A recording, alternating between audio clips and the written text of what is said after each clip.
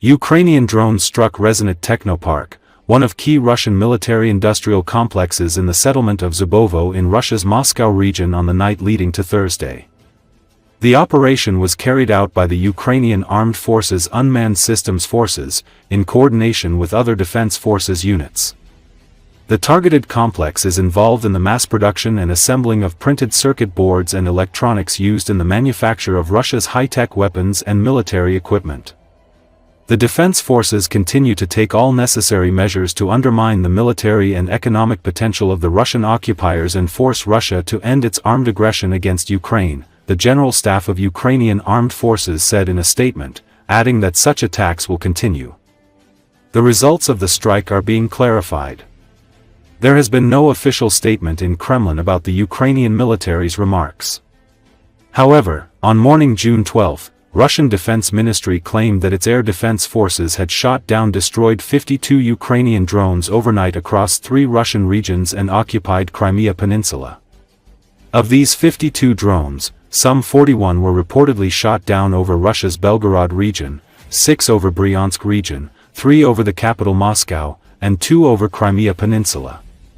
It should be noted that Ukrainian army has scaled up its missile and drone strikes on Russian military infrastructure in occupied territories of Ukraine and deep in Russia as well.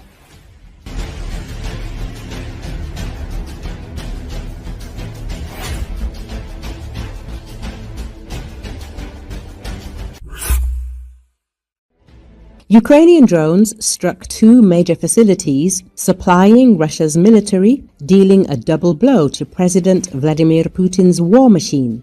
The facilities struck were a gunpowder factory in Kazan, a gunpowder plant in the town of Kotovsk in Russia's Tambov Oblast, according to local reports.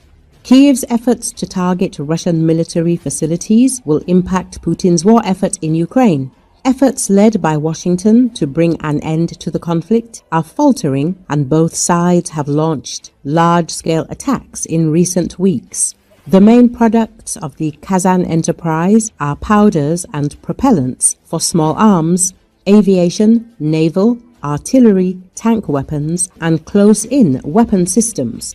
It takes the jewelry work of the defense forces of Ukraine to permanently halt gunpowder production. The existence of this plant in Tatarstan is a matter of time, says Ukraine. After this, a large fire reportedly broke out at a gunpowder plant in the town of Kotovsk in Russia's Tambov Oblast. Residents reported hearing multiple explosions amid a Ukrainian drone attack on the region. Videos posted on social media purportedly show a large fire in the vicinity of the plant.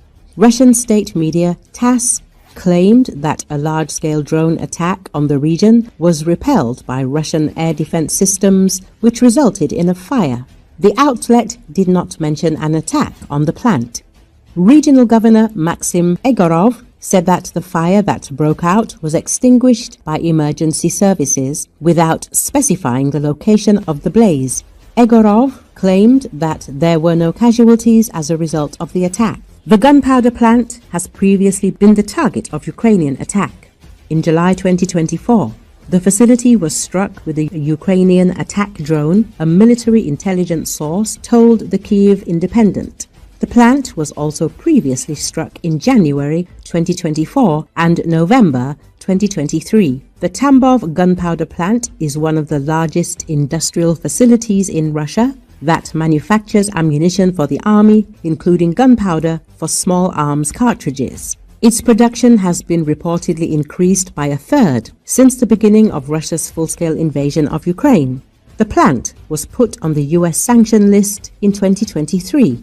Ukrainian forces regularly conduct drone strikes and sabotage acts on Russian territory, targeting military assets, oil refineries, and industrial facilities. Recently, Ukrainian drones struck a facility producing electrical equipment for Putin's military located some 900 kilometers from the Ukrainian border in the Russian city of Cheboksary in the Republic of Chuvashia.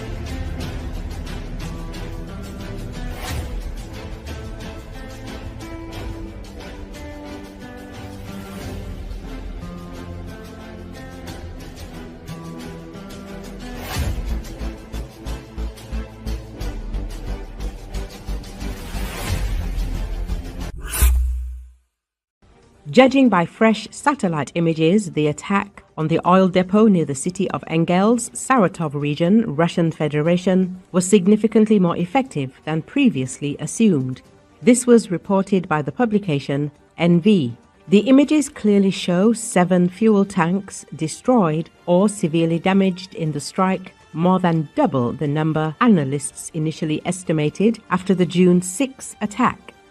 The first series of images published on June the 7th were hampered by thick smoke that stretched for tens of kilometers, which made it impossible to objectively assess the scale of the destruction. However, new data confirms that Ukrainian UAVs very effectively hit a critically important facility, an oil depot at the Krystal Rosreserve enterprise. It supplies fuel to the strategically important Engels 2 airfield. This is already the third strike on this facility since the beginning of 2025. Satellite images also confirm a successful drone attack on a defense plant in the city of Cheboksary, almost 1,000 kilometers from the border with Ukraine. Despite the low resolution of the image, traces of a fire were recorded on the roof of one of the buildings.